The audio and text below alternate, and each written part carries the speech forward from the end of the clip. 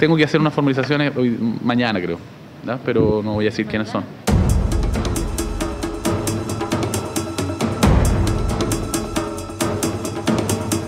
El nombre más evidente que falta es Julio Ponce Lerú. No solamente ir en contra de los mandos medios, sino también en contra de las personas que encabezaban esta operación de financiamiento ilegal. Tengo total tranquilidad porque no hay ninguna situación mía que esté en cuestión. Cualquier persona puede venir a hacer ver todos los antecedentes de la rendición, de todas mis campañas. El expresidente Piñera no tiene responsabilidad de forma ni de fondo. ¿El origen de las presiones era Rodrigo Peñaguilillo? Los antecedentes que yo tengo indican que sí. Defendemos la vida siempre, desde la concepción hasta la muerte natural. El aborto tiene dos víctimas, la madre que aborta y el hijo que muere. Nos parece importante que no solamente las instituciones pro vida se organicen, sino que también los parlamentarios que apoyamos la vida. Se parece mucho a la campaña del terror de la derecha, ¿cierto?, durante la Unidad Popular. Ojalá lo hubieran dicho siempre, el sí a la vida.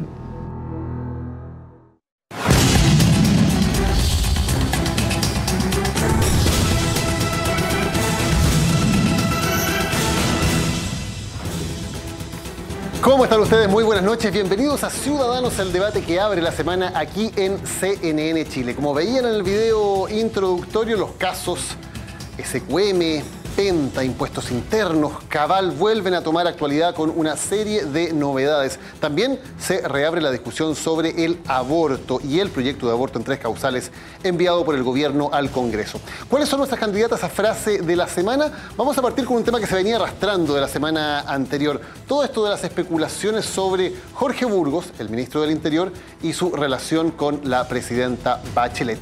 Esto dice al respecto el ministro Jorge Burgos, intentando poner punto final a las especulaciones. Le tengo una mala noticia, no hay tensiones, hay mucha especulación. Fueron reuniones de trabajo, de cómo trabajamos mejor, cómo evitamos que la prensa bien intencionada como usted crea que hay tensiones donde no la hay. Ayer en Radio La Clave, la presidenta Michelle Bachelet dio una entrevista y habló sobre el aborto. Esto dijo la presidenta. Aquí hay una conversación un poquito de cosas no dichas, porque en Chile hay aborto. Hay abortos clandestinos y la gente que tiene recursos, ¿no es verdad?, lo hace en buenas condiciones. La gente que no tiene recursos lo hace en malas condiciones. Muchos se acordaron de Elia Molina, la ministra que habló de los abortos en las clínicas cuicas, lo cual le costó el cargo hace algunos meses.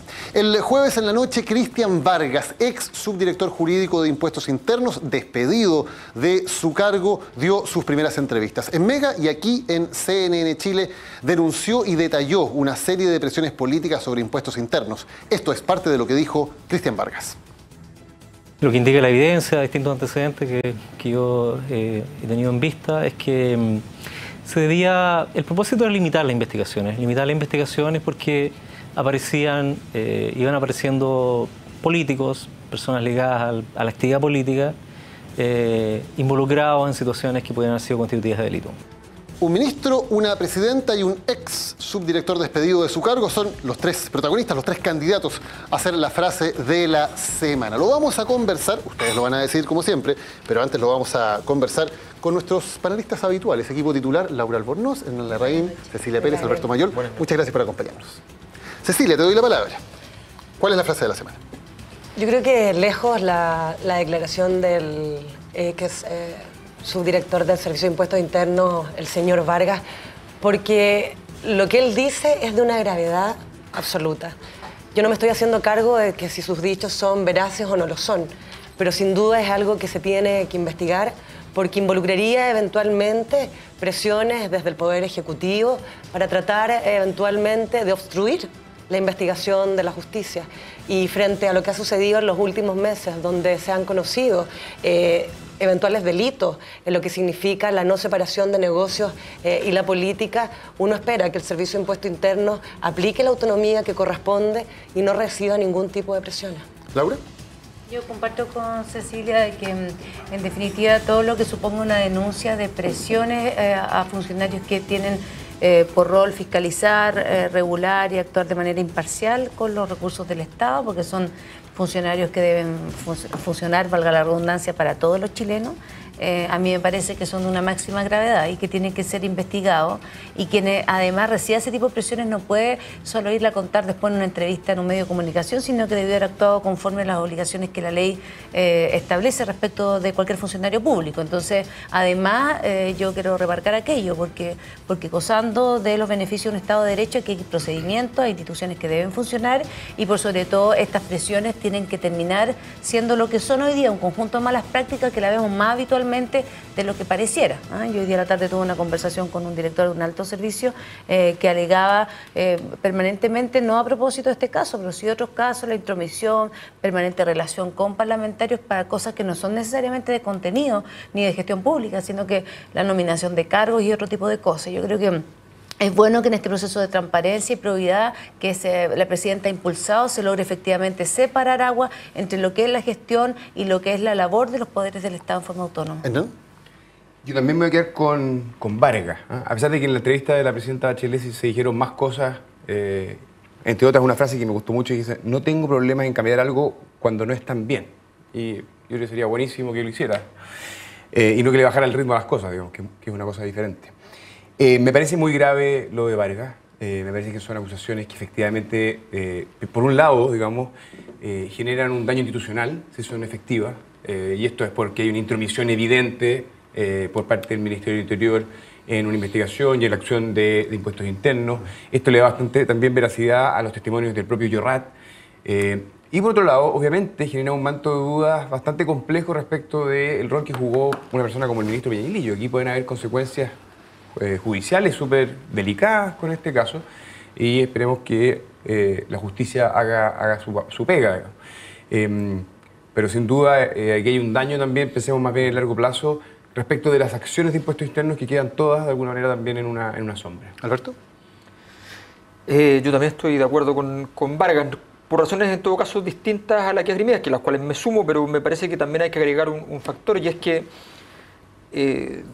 como cada 2 semanas siempre hay cambio de clima. Entonces hay 2 semanas con clima de restauración, de que todo parece volver al orden, parece como todo organizarse, y de repente 2 semanas después parece todo migrar nuevamente al caos para la élite política. Y es lo que está pasando cuando aparece Vargas y plantea estos temas, porque aunque uno lo quiera circunscribir en Peñalillo, lo quiera circunscribir en Arena, la verdad es que lo que está claro es que la denuncia de Vargas tiene que ver con un conjunto de casos que exceden a ellos, ¿ya? Que incluyen a casos desde la derecha, donde hubo alguna clase de negociación aparentemente, donde esta persona acaba de perder su cargo por razones que no fueron explicadas suficientemente cuando ya Peñalillo no estaba. Por tanto, aquí estamos hablando de un conjunto de cosas que siguen pasando, que no es que dejaron de pasar cuando Peñalillo salió, sino que siguen ocurriendo. Ocurrieron con Peñalillo, siguen ocurriendo. Y nuevamente habitamos en esa contradicción de este momento histórico. Por un lado pasan estas cosas, ¿ya? De ruptura, de tratar de construir alguna versión sobre lo que está pasando, sobre la realidad.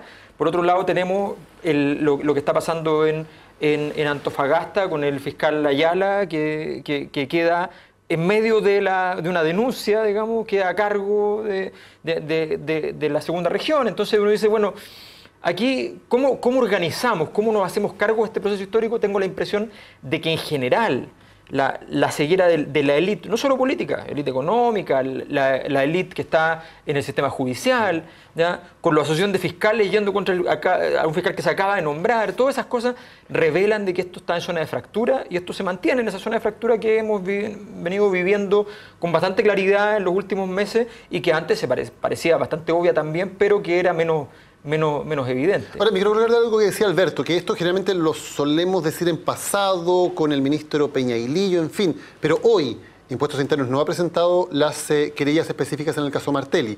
Hoy, y lo decía Cristian Vargas, hay una serie de investigaciones posteriores de otras empresas que han ido a rectificar, probablemente por platas políticas, y de las cuales Impuestos Internos no ha hecho nada con esa información. No hay ninguna querella al respecto. Entonces uno se pregunta, ¿realmente ganó finalmente la tesis de bloquear todo desde Impuestos Internos? Yo creo que uno de repente tiene memoria de corto plazo, y es bueno empezar a hilar y a recordar, porque algunos sí piensan que todo esto, lo que ha sucedido este año, esta fractura importante entre la clase política y la ciudadanía, se va a olvidar. Va a quedar atrás, como pasó en su minuto con el jarrón, como pasó en su minuto con el mosgate, que tantas veces lo hemos hablado acá.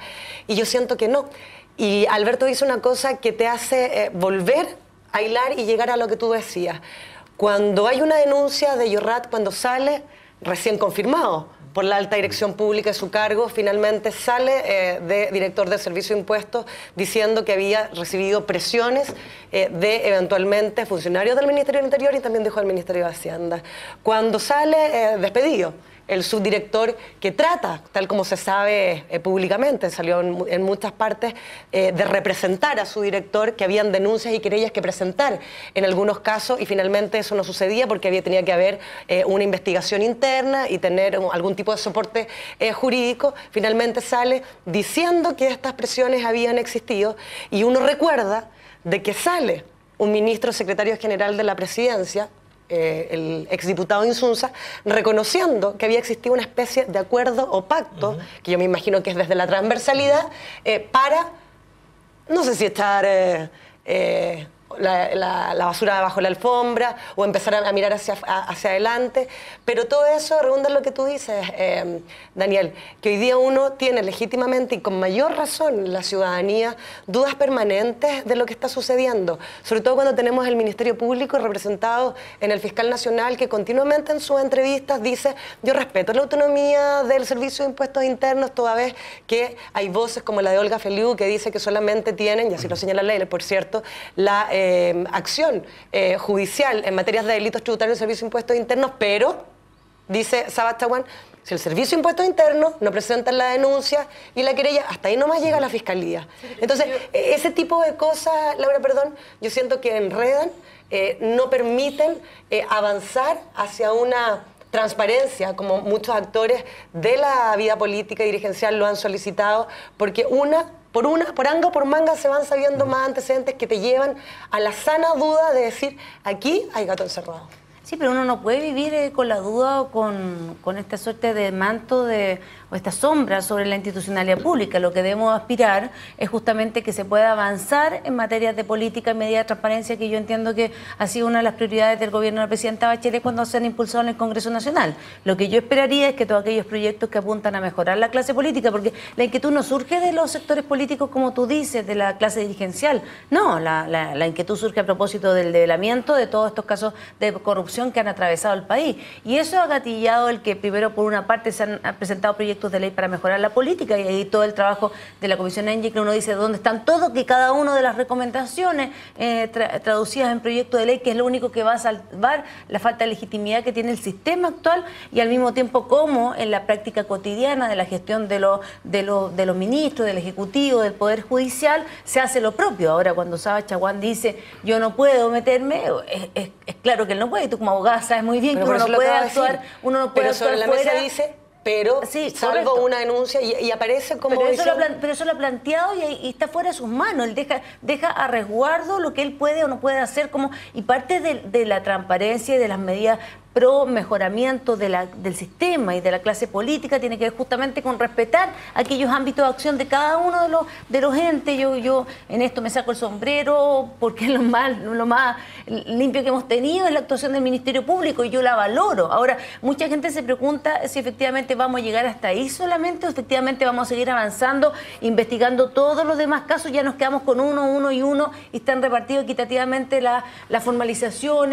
Entonces la pregunta es: ¿vamos a seguir avanzando en la medida de lo posible o estas reformas nos van a llevar a avanzar un poco más? Había una interesante crítica el fin de semana a propósito de esto de mi querido amigo Jorge Navarrete en La Tercera, y yo me pregunto efectivamente, ¿este tema es un tema prioritario hoy día o la práctica nos lleva, o la ley del lobby, por ejemplo, la presión que se ejerce permanentemente por entes con poder sigue operando a diestra y siniestra a la hora de nominar cargos, a la hora de pedir que no se aborden ciertos temas? A mí me preocupa mucho más cómo el sistema entero está adaptándose a esta propuesta de cambio. Perdón.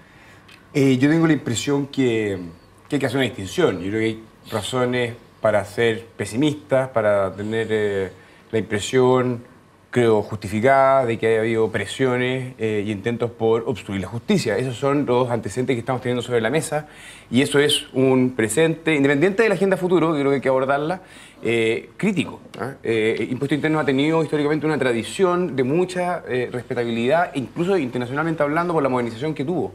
Y esto lo que viene es a minar toda una historia. Entonces, verdad. Por supuesto, pero ya el hecho de las acusaciones, el tono de lo que estamos escuchando, no hay que esperar solamente el fallo. Creo que hoy día hay elementos para poder hacer un análisis y decir por qué hay ciertos actores respecto de los cuales la justicia actúa de una manera y respecto de otros es diferente. Yo creo que eso es muy delicado y en términos políticos también. Es verdad que los tiempos judiciales son distintos a los tiempos políticos y eso es parte de lo que nos va a acompañar. Pero ¿qué pasa con Jorge Pizarro y sus hijos? Yo creo que es una pregunta que el sentido común dice, ¿por qué eso no avanza? Fíjate, ¿por qué el ministro Alberto Undurraga, que hizo un informe de una botillería, eso quedó en nada? O el propio Insunza, digamos, que tiene que salir de la moneda porque, digamos, siendo presidente de la comisión, recibía dinero de empresas asociadas a los intereses de esa comisión. O el asesor de Marco Enrique Dominami, el diputado León.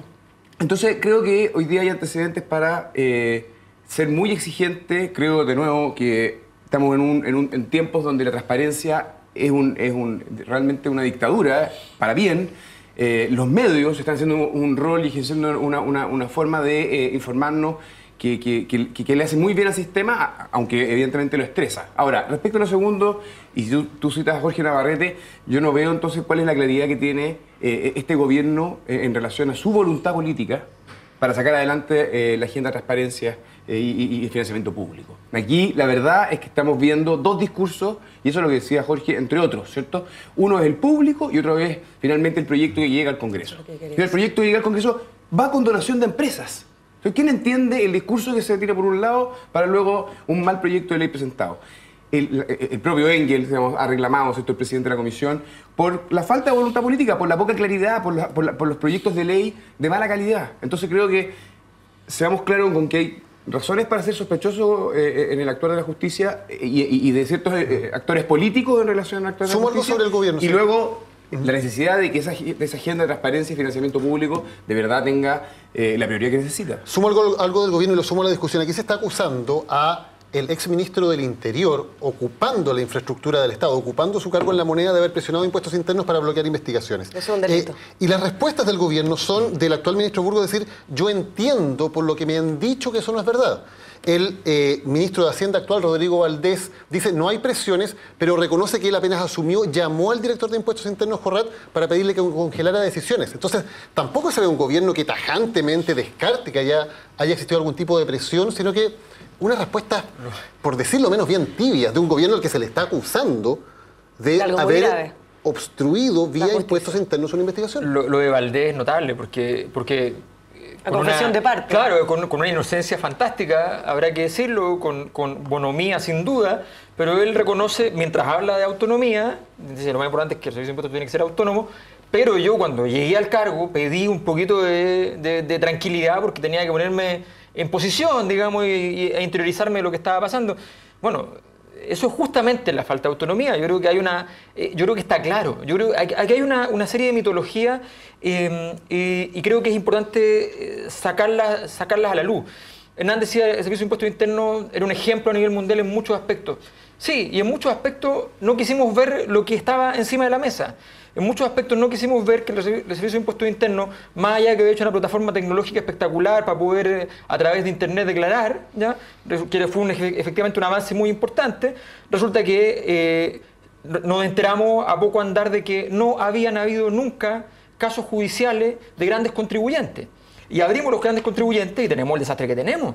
Entonces, ¿cómo es posible? ¿Cómo tú le vas a decir a la ciudadanía, a las microempresas, a las pequeñas empresas, a los contribuyentes normales, a las personas que van a tener que ir a pagar sus impuestos, ¿ya?, si resulta que te estás diciendo que las grandes empresas no tenían nunca juicios, ¿ya? Y resulta que cuando vienen los juicios aparece todo este manto de duda respecto a lo que está pasando en impuestos internos. Entonces, hay una gran mitología. Nosotros, desgraciadamente, yo creo que lo que emerge ahora es que convenientemente nos habíamos inventado un país moderno, desarrollado, con un conjunto de rasgos que eran bastante discutibles.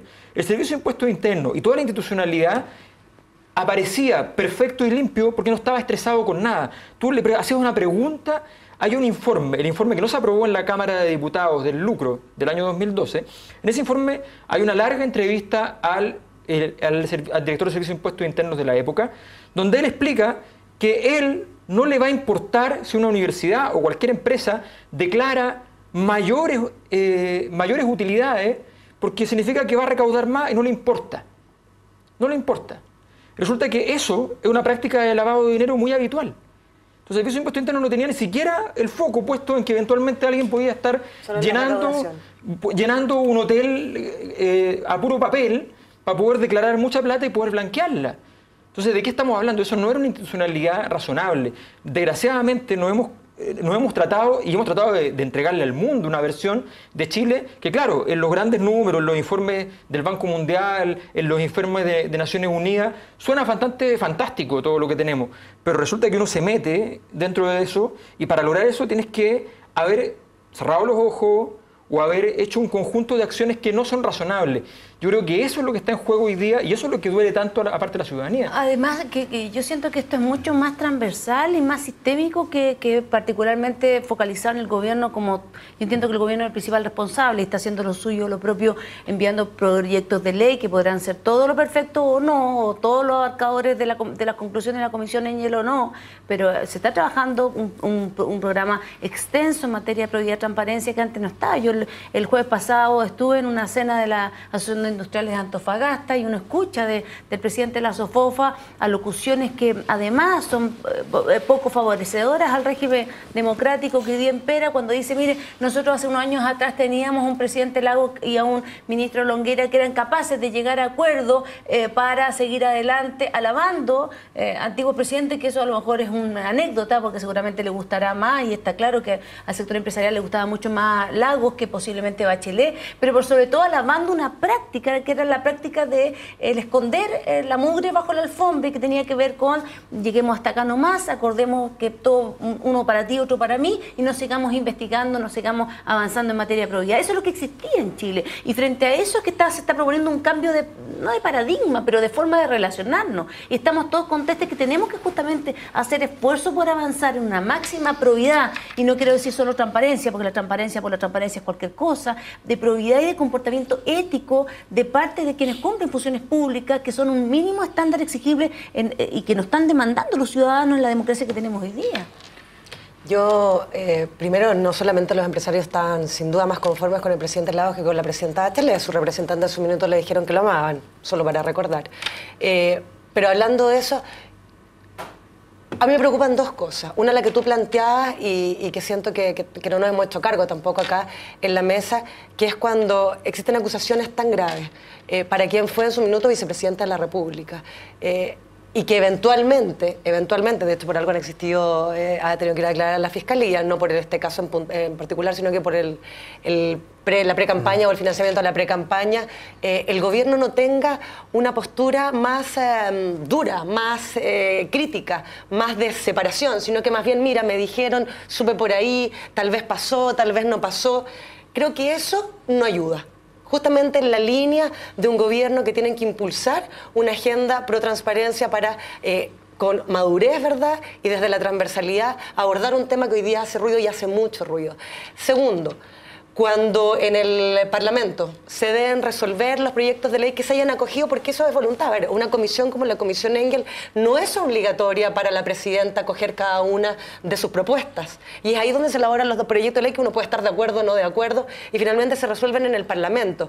Pero cuando aún así se mandan o envían proyectos de ley que efectivamente no solamente el mismo presidente de la comisión, sino que otros miembros han manifestado su disconformidad de cómo se están tramitando y cómo resultaron plasmados en un proyecto de ley, sino que cuando los parlamentarios no son capaces de enfrentar de cara a la ciudadanía pública, o sea, privadamente el discurso público que tienen es preocupante. Cuando el ministro el ministro Eizaguirre señala que se va a votar sí o sí el financiamiento de los partidos políticos, la idea de legislar en la comisión, y lo deja caer porque no estaban de acuerdo justamente con el tema de las sociedades.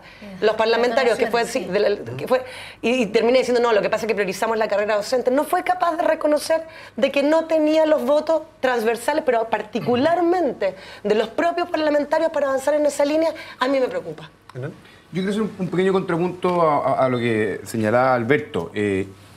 Yo creo que sí tienes razón cuando uno mira el proceso de modernización capitalista chileno de los últimos 25 años, ¿cierto? El orden económico institucional que le permitió pasar de los 5.000 a los 20.000 dólares, una historia con imperfecciones. ¿Ah? O sea, yo creo que estamos viendo de que esto no era tan extraordinario, te lo concedo. Pero creo que también es importante hacer notar que en el contexto regional, y no por nada los indicadores mundiales respecto de la institucionalidad chilena, le ha permitido a este país estar donde está.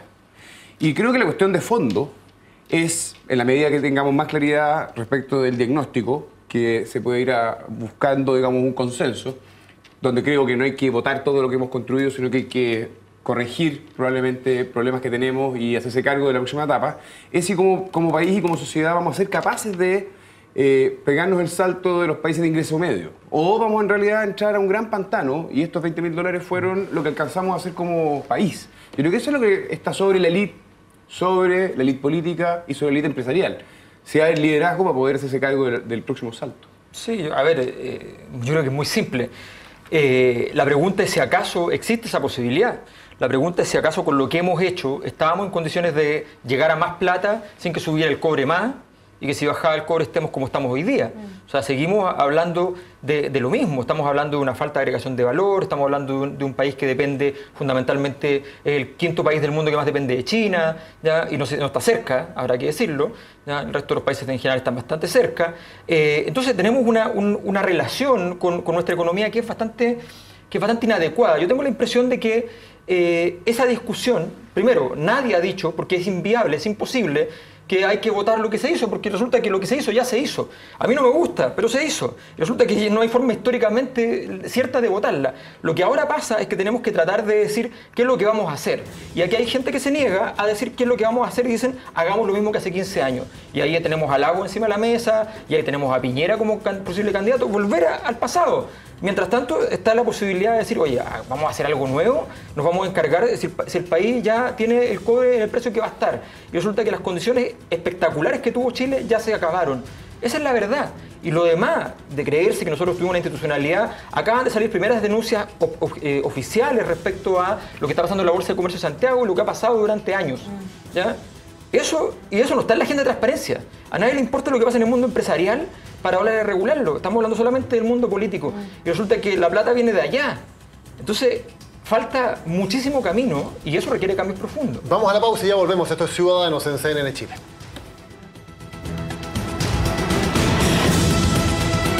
Estamos de vuelta en Ciudadanos de CNN Chile. A ver, algunos temas que quedaron pendientes de la conversación recién. Una de las cosas que salía de las declaraciones de Cristian Vargas y de lo que sabemos es que hay otras empresas que también han rectificado sus declaraciones de impuestos ante impuestos internos, reconociendo que hay dineros que no correspondían y que serían también platas políticas.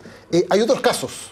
Después de Penta, después de SQM. ¿Qué pasa con eso? ¿Nos vamos a quedar hasta acá? Él dio a entender una cosa que se podía leer o directamente como un arreglín, o al menos lo dejó caer.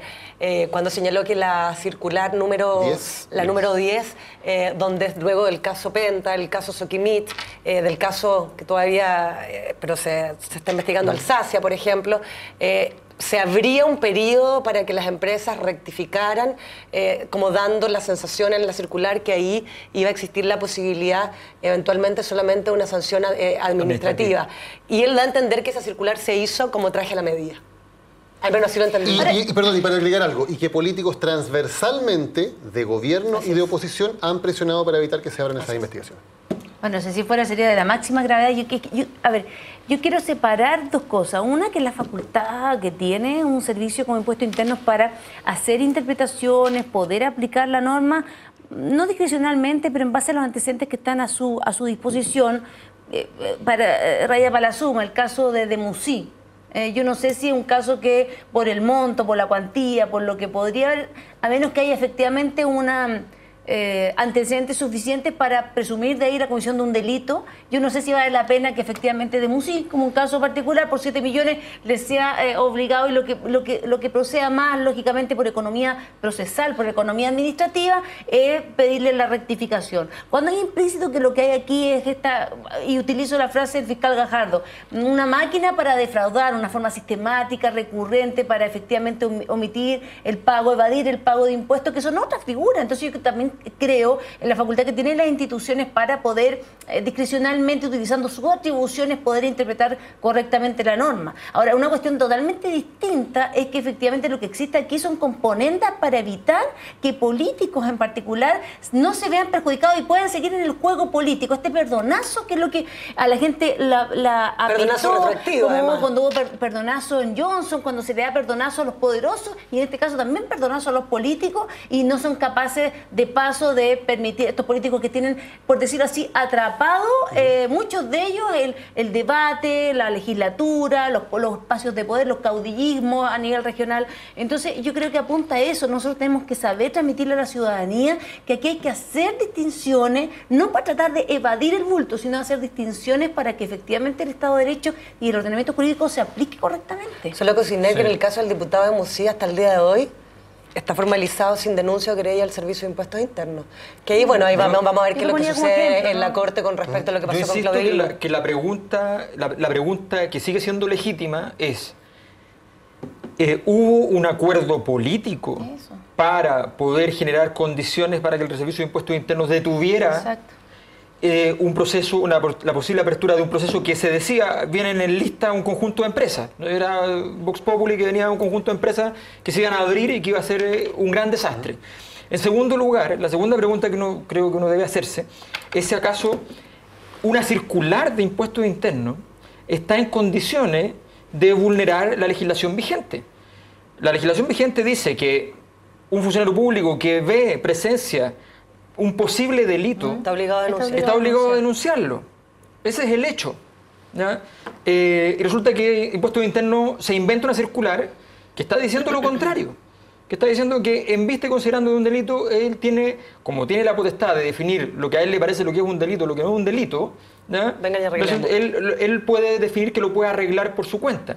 En circunstancias que no está probado, además, el beneficio al Estado de aquello, porque no sabemos si efectivamente el beneficio tributario de esa ruta es mayor que el beneficio tributario de la otra, ni siquiera, que por último podríamos decir, estamos canjeando esta dimensión moral de la sociedad por plata, que me parecería horrible, pero resulta que sería un argumento, al menos, y resulta que ni siquiera ese argumento se esgrime. Entonces, el Servicio de Impuestos Internos está al debe, eso es lo que es el hecho, y el hecho es que está al debe con Llorrat, sin Llorrat. Está cuándo estaba Peñalillo, cuándo no estaba Peñalillo, cuándo estaba Arenas, cuándo no estaba Arenas. Pero la circular número 10 no es una condonación anticipada del dolo, no es que permita al Servicio de Impuestos Internos decir cuándo es delito y cuándo no es delito. No solamente está recurriendo a la ya conocida capacidad de interpretación de un ente administrativo, que es lo que hace un posible delito, y en vez de recurrir administrativamente y al mismo tiempo presentar la denuncia para que se investigue. ¿Sí? No, es simplemente pero solo eso. Para que los ciudadanos que nos escuchen entiendan, no en todos los casos, porque esto sería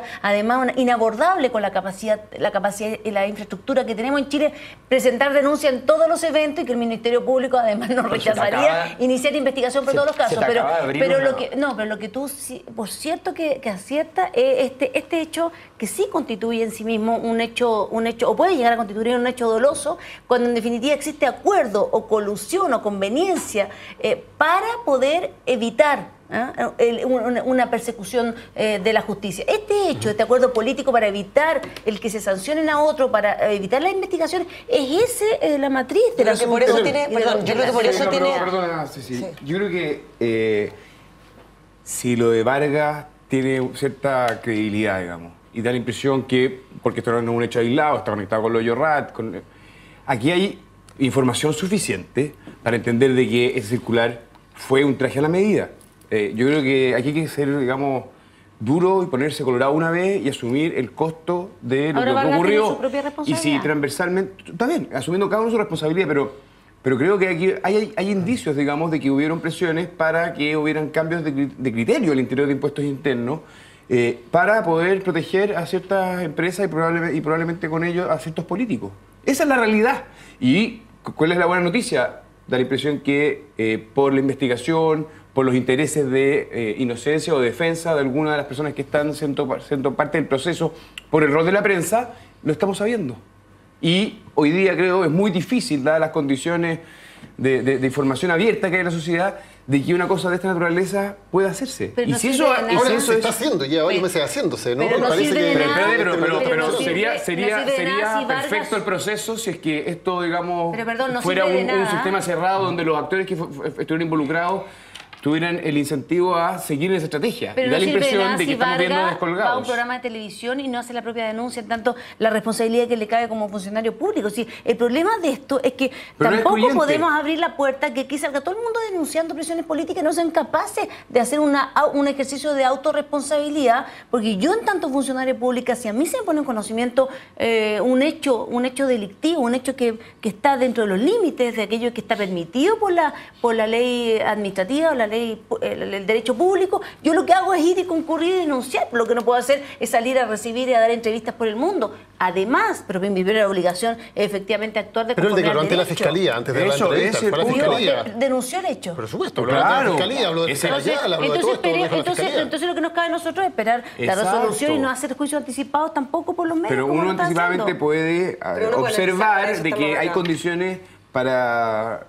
No sé, no especular como de dicen que, los abogados, dígaselo eso al juez. El diseño que se hizo para proteger a ciertas empresas y ciertos políticos puede caerse. Sí, ese es el punto. Y sí, ha estado pasando frente a los ojos de la impresión que sí. La ecuación es bien simple, no es cortito. La ecuación es bien simple. Hubo un momento en la historia de Chile, en los 90, pasado el año 2000, que los casos como el caso de Codelco, como el caso Mopgate, como Corfin Berlín, eran casos que en un escenario de mayor legitimidad había presiones sobre la justicia, hubo, lo sabemos. Y esa presión. ¿Te refieres a...? El caso de Juan Pablo Dávila, efectivamente. ¿Ya? Porque no podía ser responsabilidad de él que a él le dieran permiso para transar 500 millones de dólares y se tenía permiso para 50. O sea, no era culpa de él nomás. Entonces, entonces tenemos un conjunto de casos que ocurrieron y resulta que nosotros nos quedamos tranquilos porque había legitimidad. Lo único que ha cambiado, las presiones siguen igual. Lo único que ha cambiado es que no funciona. Claro. Ese es el único factor. Ahora, hubo fallo y sentencia en hubo fallo casos, y sentencia, un caso y siempre una persona y, o sea, estamos hablando de... Yo creo volver a Vargas y cerrar Vargas. Yo creo volver a Vargas y cerrar Vargas. Vargas no solamente hace la denuncia en el Ministerio Público, lo que él también ha señalado y se ha sabido que él representa en su minuto a su jefe superior, que en este caso era Llorrat, de que no correspondían las decisiones o las instrucciones que le estaba dando. ¿Y qué es lo que termina sucediendo? Se le quitan ciertas facultades sobre ciertos casos particulares relacionados, sobre todo con Soquimich. Y ahí viene el quiebre. La facultad para presentar las acciones que estaban legales y él lo representa a su superior jerárquico y después hace la denuncia. Y ahí viene el quiebre y para que estamos con cosas, lo que le provoca finalmente el despido del Servicio de Impuestos Internos, porque es una persona que trata de cumplir con su rol como casi sacan del caso al fiscal Gajardo, como un conjunto. O sea, el dibujo está bastante claro. Lo sacan. Ahora, también las otras novedades del caso es que hay una nueva formalización bastante amplia que está pidiendo la Fiscalía de 19 personas, que involucra ahora también a personas cercanas a la nueva mayoría y también a una persona muy cercana al expresidente Piñera, Santiago Valdés, que fue de hecho administrador electoral de su campaña. ¿Falta una declaración más explícita, una reacción más clara del expresidente Piñera, que hasta ahora ha reaccionado en un comunicado solamente? Presidente, porque tú me lo vas a preguntar a mí. No sé por qué se señala. Es una intuición.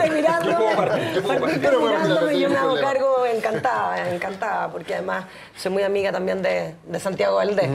Yo creo que cada cual tiene el legítimo derecho de sentir si tal o cual persona podría haber hablado más o menos. Fue el caso de la presidenta Bachelet, le han dicho lo mismo al presidente Sebastián Piñera, pero lo que sí, y eso consta, que cada vez que ha salido algún hecho en el cual él haya salido mencionado, ya sea en el caso del Forward, ya sea en el caso de Soquimich o en el caso de Jaime Aguirre, el presidente siempre ha tenido una respuesta.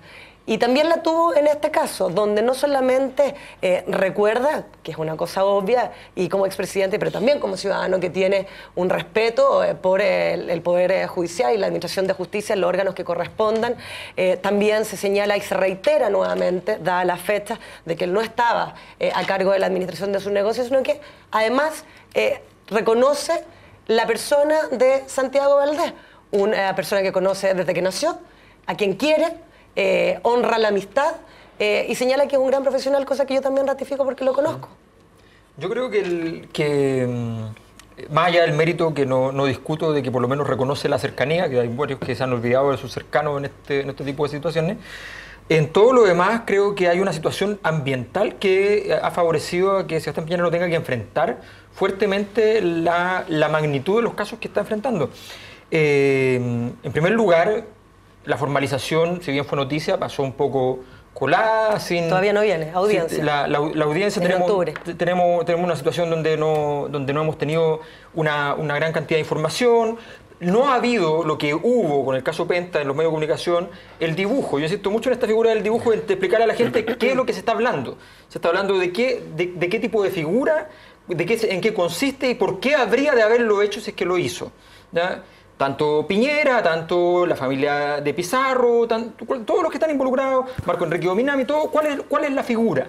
Yo creo que ese dibujo es esencial para la ciudadanía para entender de qué se trata. En el caso Penta tuvo el impacto que tuvo porque estaban los mails, ¿ya? Y porque hubo dibujo, porque se le explicó a la ciudadanía, de esto se trata la denuncia, ¿ya? Y en esto estamos hablando. Yo creo que es esencial y aquí yo responsabilizo fundamentalmente a la élite política que está al otro lado de la vereda del que está acusado. Porque el que va a hacer el dibujo no va a ser el acusado. El que puede hacer el dibujo y decir de qué estamos hablando es el que quiere competirle al otro y quiere decirle, mire, usted de lo que está siendo acusado es de esto otro, de aquí y allá. Y en ese sentido es esencial. Y también a los medios de comunicación que están para eso. No solamente si es el dibujo el que falta, el dibujo estuvo en un canal de la competencia, en un informe especial, donde salió perfectamente explicado el caso Penta y también el caso de Forward Soquinit, de la empresa relacionada con el presidente Piñera. Pero dicho eso, acá no hay nadie acusado. Y yo creo que quienes tenemos una profesión también tenemos el deber de señalar qué significa una audiencia de formalización.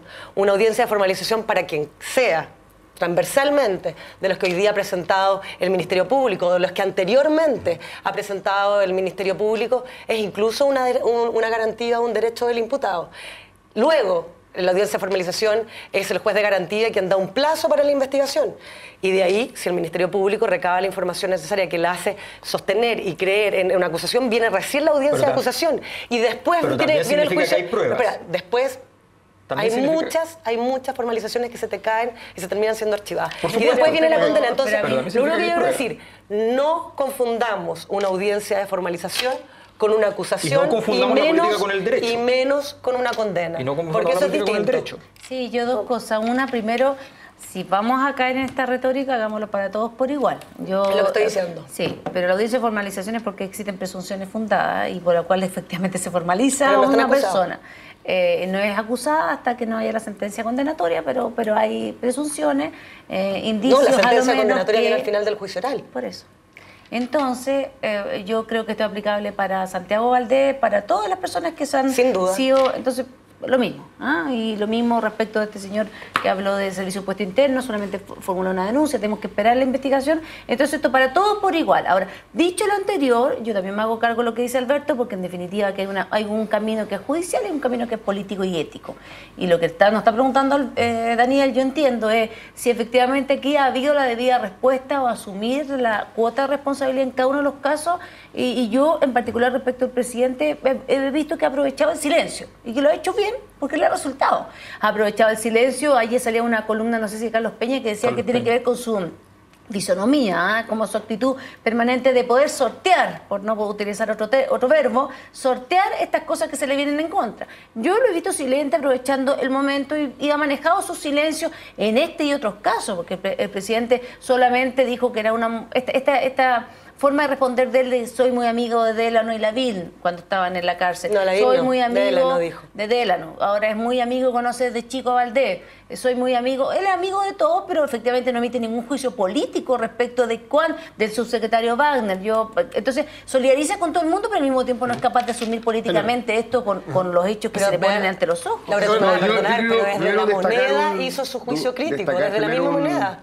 Algo que lo comentó Alberto y es algo bien excepcional, que aquí se reconoce que la persona trabajó, hay una cierta lealtad en Sebastián Piñera, que creo que... Hay una lealtad, no una cierta. Sí, sobre todo comparada con lo que se ve en el medio político, digamos. La gente rápidamente desconoce las historias.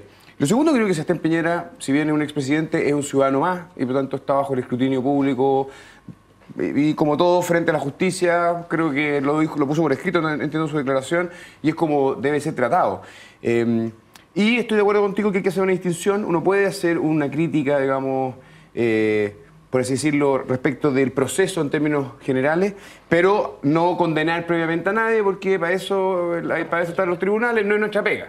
Ahora, uno se pregunta el caso de Marcos Enrique. Digo, a propósito de personas que han tenido acusaciones, como el caso de Cristian Wagner, ¿cierto?, con Soquimich, y los efectos políticos que eso ha tenido sobre Marcos Enrique, yo diría que son, mi impresión, son bajos, cuando en realidad son dineros que van del 2009 al 2013, o sea, tiene pinta de plata política, tiene olor a plata política, fue en procesos electorales, etc. Con un mail además que certifica que él estaba al tanto, digamos. Exactamente. El que Wagner a la secretaria de Contés. Correcto.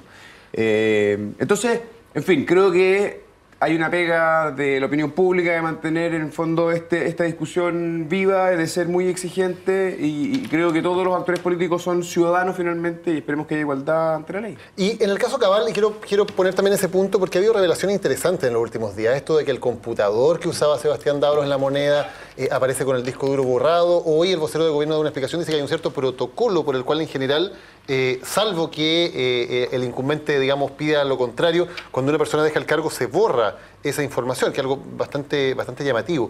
Da la impresión que en el caso de Ábalos, donde al principio parecía muy difícil configurar algún delito, cada arista que se abre es una nueva revelación de un montón de antecedentes que tienen que ver ahora con pagos al síndico, con operadores políticos metidos en negocios paralelos, con los negocios de Cabal con Gonzalo Vial, con Natalia Compañón y sus otros negocios con Andrónico Luxich. O sea, basta investigar y se abre una cantidad enorme de elementos que al principio estaban invisibles. Y sería bueno saber también si acaso no existe la tecnología para ver discos duros borrados. Señalaron hoy día en una... No sé, yo no veo las series televisivas, digamos, no son muy fiables, pero da la impresión de que es algo fácil, de rutina, digamos, revisar computadores borrados. No sé, al menos la experiencia que tengo como ministra, no sé cuál fue la experiencia de Laura. Uno efectivamente borra los mails personales, pero no se borra el disco duro. O sea, tú no mandas a resetear el disco duro. De hecho, el computador le queda al ministro que viene. Al menos fue en mi caso particular. Pero ¿Se borran los mails que uno mandó desde su cuenta de gobierno? Sí, claro. ¿Se borran? Se borran, pero te quedan en el disco duro si quieres sacar aunque tampoco debería ser, porque el mail institucional son funciones institucionales. Tampoco debería borrar. ¿Pero también se borraba en tu caso, Laura? No, yo no borré nada. No me parece que es no puedo borrar algo que es del Estado. Toda la función pública es continua. O sea, yo no sé si yo estoy perdida, ¿lo dejaste llenito para la Carola Schmidt? No, yo lo que... Yo cuando llegué a La Moneda, digo, no había nada. Yo te quiero recordar... Con mucho cariño, pero tú fuiste la excepción. Porque uno llegó a La Moneda y no había nada de nada. Es que yo te quiero recordar que yo renuncié 5 meses antes para apoyar a Frey y quedó la ministra Andrade. Pero a mí me parece que en estricto rigor todo lo que tú hagas en tanto tu función pública le corresponde al Estado. Y salvo que haya enviado un email muy romántico que te comprometa. Sería bueno. Para eso, además, los WhatsApp tienen otra tecnología. Cuando venía camino acá salió en un portal nuevo que hay de internet, de información que se llama El Demócrata, de que había información justamente de algunos analistas informáticos que de aquí a un par de meses se puede recuperar la información del computador del señor Dávalos. Recordemos que en el caso de Secueme también justo hicieron mantención a los computadores. Solamente quiero saber, para saber la verdad la fuente de esta información, solo mantener la verdad, porque acá se crean ficticiamente. Tenemos comprobado, hay una información del Ministerio Público que dice que fue borrado. Hay un informe de Carabineros. Que fue borrado lo antes. Cuando se manda a incautar el computador. Y de hecho, tanto es así que la Fiscalía acaba de abrir una investigación por las filtraciones a la prensa. Cuando se manda por parte del fiscal a incautar el computador, lo hace una unidad de Carabineros y el informe que emite Carabineros al Ministerio Público es que ese computador está absolutamente toda la información borrada. ¿Hernán, borraste o no borraste cuando te fuiste de La Moneda? Todos los mails. Todos los mails. Absolutamente, porque o sea, es pega mucha de ella con información estratégica. A mí me tocaba conocer, por ejemplo, las encuestas, y que es considerada, frente a la ley de transparencia, información estratégica. Por lo tanto, tengo mi conciencia tranquila respecto al eliminado de los mails. No puedes borrarla, tienes que dejar la encuesta.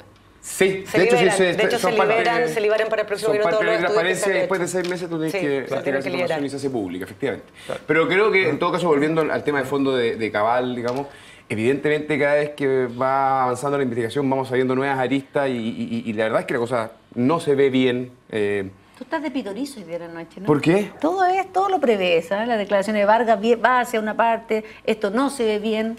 Vinimos acá a este programa para hablar de lo que eventualmente puede suceder. O sea, creo que el sentido común que resuelva muestra... la justicia en cada porque caso. Eso no nos da... Yo creo que eso es muy autocomplaciente. Porque la verdad es que los antecedentes por sentido común y mira la ciudadanía cómo se está relacionando con la política, es que en la medida que va sabiendo más, lo que va haciendo es tomando más distancia y desconfiando más. Por lo mismo, por lo tanto, entonces, para poder recuperarlas... Serios, entreguémosle... Sí, no, aquí nadie ha dejado de ser serio. No, pero a mí me parece que uno debe emitir juicio cuando efectivamente tiene... A mí me parece que hay una investigación en curso, esperemos que tengan la resolución, si yo no me niego para... Al contrario, que más yo creo que en este programa judicialmente hay instituciones y políticamente tú puedes y tienes, de hecho, en parte, se trata de ser un debate, de emitir opiniones respecto a los hechos, con los antecedentes. Y la pregunta la hace el periodista, ¿qué impresión tiene uno? Bueno, que el caso Cabal tiene muy mal olor y eso incluye a la familia de la presidenta, empresarios, etcétera. Solo recordar además que no solamente hay querellas presentadas por Renovación Nacional o por algunos parlamentarios de comisión investigadora, es donde transversalmente incluso parlamentarios de tu partido, Laura, han manifestado molestia absoluta por la negación de cualquier medio, porque le han dado todos los medios posibles, al señor Dávalos responder el cuestionario que ha sido emitido por parte de esta comisión. Laura, Cecilia, Alberto, a todos ustedes muchas gracias por habernos acompañado hoy en Ciudadanos. Esta es la frase que ustedes eligieron como la frase de la semana. Muy buenas noches.